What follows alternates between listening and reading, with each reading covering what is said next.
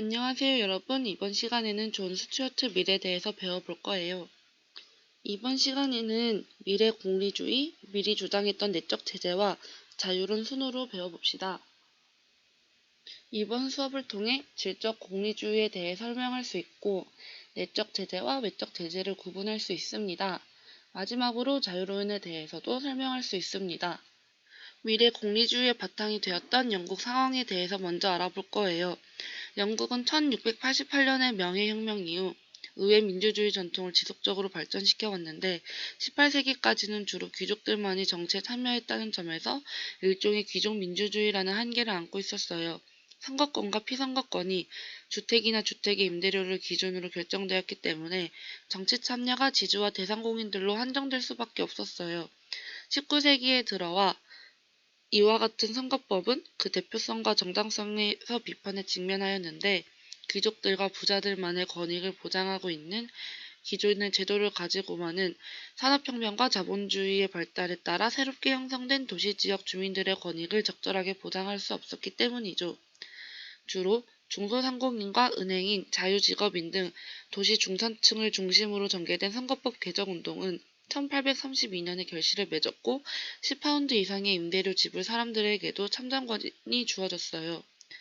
여기에 포함되지 않은 공장 노동자나 농민, 빈민에 대해서는 여전히 정치 참여가 제한됐다는 이런 한계에도 불구하고 귀족뿐만이 아니라 중소상공인들이 정치의 중심 세력이 될 수 있는 계기가 마련되었다는 점에서 시민민주주의 발전에 결정적인 기여를 했어요. 경제적으로 증기관차 발명이 되었는데 교통과 생산활동에서의 혁명적인 변화가 왔습니다. 공장제 수공업에서 공장제 기계공업으로 바뀌게 되는데 산업자본가와 임금 노동자가 형성됩니다. 관세를 인하 조치하고 공물법 항해법을 폐지하면서 자유무역 정책을 완성했다고 합니다. 사회적으로 결사금지법이 폐지가 되면서 노동조합이 합법화가 되었고 18세 미만 아동고용 금지, 부녀자의 노동시간을 10시간으로 제한하는 공장법이 제정되었어요. 사회적 기반이 미약했기 때문에 실패로 끝나기는 했지만 전국적인 규모의 노동조합 연맹이 결성되었고 노동자의 권익과 사회개혁을 함께 주장했다고 합니다. 밀은 벤담과 같이 공리주의자로서 행복과 쾌락을 동일시하고 최대 행복의 원리를 가치 판단의 가장 중요한 기준으로 삼았어요.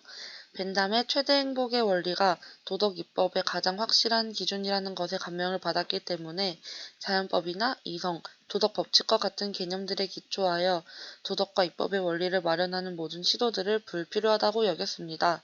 칸트주의가 안고 있는 한계를 지적하면서 행복을 우리 행위의 궁극적인 목적, 나아가 도덕 기준으로 제시하였어요. 예를 들자면 우리는 의술이 좋은 이유에 대해 건강에 도움을 주기 때문이라고 말합니다. 그렇지만 건강이 왜 좋은가라고 물을 필요성을 느끼지는 않는데 그 이유는 건강이 좋은 이유를 굳이 증명할 필요가 없기 때문입니다. 그리고 밀은 각 개인들의 이익이 모여서 사회 전체의 이익이 된다고 생각했어요.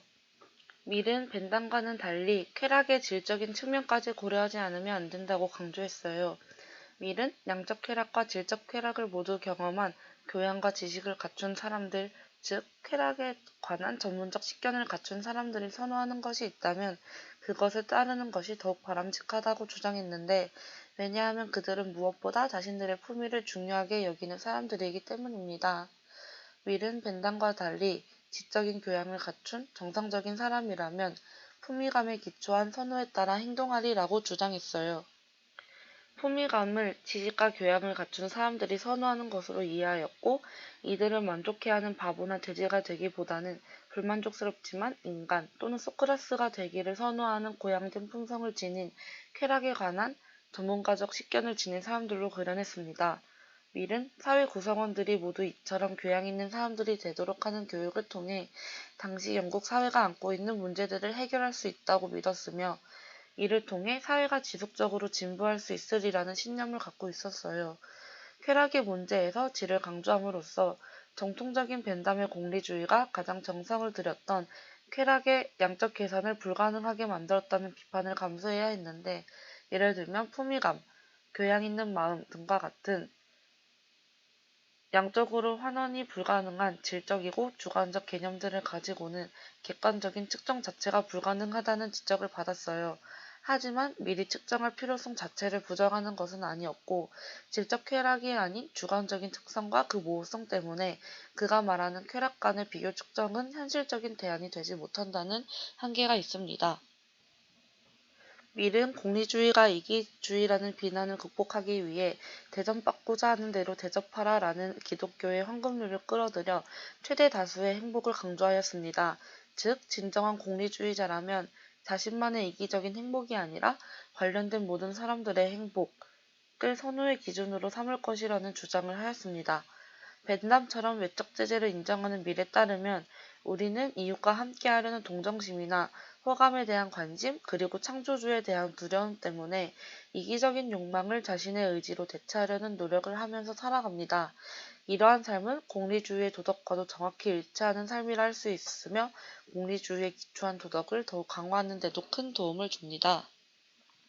하지만 밀의 주장이 여기서 더 나아가지 못한다면 벤담의 공리주의와 크게 다르지 않게 되는데 밀은 내적 제재라는 개념을 통해 벤담의 공리주의를 넘어섭니다. 모든 도덕이 행사하는 가장 강력한 영향력이자 궁극적인 제재는 우리 마음속의 주관적인 느낌, 즉 인류를 향한 양심적인 느낌으로부터 나옵니다. 밀은 내적 제재를 인간이 갖고 있는 사회적 감정, 즉 자기와 관련된 주변 사람들과 하나가 되려는 자연적 정서와의 관련성 속에서 설명합니다. 우리가 자기 욕심만 채우려는 사심이 아니라 스스로를 공정한 입장에 놓고 바라보면 할수록 그만큼 사회적 감정은 더욱 고양될 수 있으리라 봤습니다. 이러한 사회적 감정과 동정심의 씨앗이 성장할 수 있도록 도와주는 교육도 중요하다고 밀은 주장했는데, 왜냐하면 인간 정신의 발전에 맞추어 사회의 모든 사람과 일체감을 느끼려는 마음도 지속적으로 성장하고 강해지기 때문입니다. 이러한 일체감이 실현된다면 자신의 이익에만 집착하여 타인을 배제하는 일은 처음부터 불가능해진다고 하였습니다. 외적인 제재가 전체 사회의 선이나 행복을 추구했을 때와 추구하지 않았을 때 받게 될 보상 또는 처벌과 관련된 것이라면 내적인 제재는 인간 본성의 자연적인 감정, 인류애와 같은 양심적인 감정과 관련됩니다. 밀은 쾌락에서의 질적 차원과 윤리적 제재에서의 내적인 차원을 강조함으로써 정통권리주의와 한층 멀어지는 결과를 초래했지만 밀을 통해 공리주의는 이기주의를 넘어 전체 사회적 차원의 행복을 한층 강조하는 사상이 되었을 뿐만 아니라 인간 정신이 교육을 통해 지속적으로 진보할 수 있음을 보여주는 철학이 되었다고 결론지을 수 있어요. 밀은 교육을 통해 사심 없는 관찰자가 될 수 있는 인간 정신을 고양하고 그리고 사회적 감정이라는 누구나 자연적으로 품고 있는 생각이나 느낌, 즉 주변 사람들과 하나가 되려는 이 감정을 개발함으로써 개인 행복과 사회적 행복 사이의 조화가 가능할 것이라는 낙관적인 전망을 하였습니다. 마지막으로 자유론입니다. 한 사람 한 사람의 자유가 절대적 가치를 지진다고 보았습니다. 자기 자신을 보호해야 하는 경우 외에 어떠한 이유로도 자신의 자유가 제약되어서는 안 된다고 했습니다. 각자는 절대적 자유를 지니며 그렇기 때문에 자기 자신의 몸과 정신에 대한 진정한 주권자이기 때문입니다. 사회는 오직 다른 사람의 자유에 해로운 영향을 미치는 경우에만 개인의 자유를 간섭할 수 있어요. 이 경우에도 단지 다른 사람에게 불쾌한 감정을 일으키는 행동이라는 이유로 제약되어서는 안 됩니다. 하지만 자신의 자유가 자신에게만 영향을 미치는 경우는 간섭하지 않아야 합니다. 이 때문에 밀의 자유론은 오늘날 동성애의 인정이나 영아에 대한 사전 검열을 반대하는 논거로 적절히 활용하고 있어요. 이와 관련하여 밀은 다수의 독재 또는 횡포에 대해서도 경계하였는데 선택의 자유를 봉쇄하고 전체를 위해 하나가 되는 통일성만을 요구하는 사회적 압력은 개인의 독창성과 가능성을 질식시켜 결국 개인의 발전과 사회의 진보를 더 이상 불가능하게 할 것이라 보았기 때문입니다. 밀은 자유가 지닌 이와 같은 중요성에 기초하여 우리 인간이 반드시 보장받아야 할 자유의 기본 영역을 세 가지로 설명합니다. 첫 번째로는 내면적인 의식의 영역으로 이것은 가장 넓은 의미의 양심의 자유, 사고와 감정의 자유, 자신의 의견과 주장에 대한 절대적 자유를 말합니다. 두 번째로는 자신이 희망하고 즐기는 기호를 추구할 자유로 각자는 자신의 개성에 맞게 삶을 설계하고 자신이 좋아하는 대로 살아갈 자유를 누려야 합니다. 마지막으로는 결사의 자유로 타인에게 해가 되지 않는 한 모든 성인은 어떤 모임이든 자유롭게 결성할 수 있어야 합니다. 밀은 비판과 토론 또한 중요하게 생각하였습니다. 왜냐하면 모든 사람은 완전하지 못하기 때문에 비판과 토론을 통해 더 나은 집단 지성을 창출할 수 있으며 이를 통해 각자의 다양성과 사회의 진보를 기대할 수 있기 때문입니다. 이러한 사고는 빈곤층의 아이들에게 국가적인 차원에서 교육비를 지원해야 한다는 주장으로 발전하였는데 그렇다고 국가가 교육을 독점해서는 안 됩니다. 왜냐하면 교육의 다양성을 침해함으로써 개인의 다양성을 억압하고 학생들을 하나의 정형화된 틀에 가두게 될지도 모르기 때문입니다. 자유에 대한 강조와 사회의 진보에 대한 그의 신념은 사회주의자들이 주장하는 혁명에 대한 반대에서도 잘 드러나는데요. 더 많은 개혁의 기회와 가능성을 유혈과 고통으로 대체하려는 것이라는 이유를 들어 반대합니다. 또 혁명이 어떤 결과를 가져올지 불확실한 상황에서 인류가 지금까지 쌓아온 지적이며 정신적 자산을 한순간에 무효화시키는 행동은 지혜롭지 못하다고 생각하기 때문입니다. 게다가 혁명을 일으킴으로써 노동 의욕과 동기를 꺾게 될 것이고 혁명 이후 개인의 자유에 대한 심각한 침해가 일어날 것이라고 통찰했습니다. 180년 전에 있었던 미래 통찰력은 20세기 사회주의 국가들의 몰락이라는 결말과 정확하게 일치하고 있다는 점에서 더욱 주목할 만한 가치가 있어요. 다음은 퀴즈입니다. 미래 공리주의를 뭐라 할까요? 정답은 질적 공리주의입니다. 2번 문제입니다. 오늘날 동성애의 인정이나 영어를 사전에 검열을 반대하는 논거로 활용되는 미래 이론은 자유론입니다. 오늘 수업은 여기까지입니다. 수업 집중해서 듣느라 수고했어요.